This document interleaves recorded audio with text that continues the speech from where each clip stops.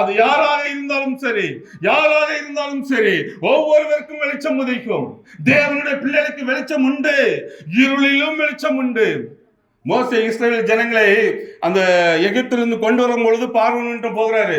ஒவ்வொன்றா நடக்குது. ஒரு 10 நேரம் நடக்குது. பார்வோனுடைய இருதயம் கடினப்படுகிறது. ஒரு சூழல்ல பார்க்கும் பொழுது 3 நாட்கள் இருளாக இருந்தது எகிப்து. ஆனால் அதே வேளையிலே இஸ்ரவேல் ஜனங்கள் இருந்த அந்த பகுதி வெளிச்சமாக இருக்கிறது. தேவனுடைய பிள்ளைகளுக்கு ஆண்டவர் எந்த சூழலிலும் ஒரு வெளிச்சத்தை கொடுக்க வல்லவராக இருக்கிறார். அவர் சர்வ வல்லவர். உலகம் இனி இருளில் தான் போகும். ஏனென்றால் கடைசி காலம். தேவ பிள்ளைகளே, எச்சரிப்பு உங்களுக்கு.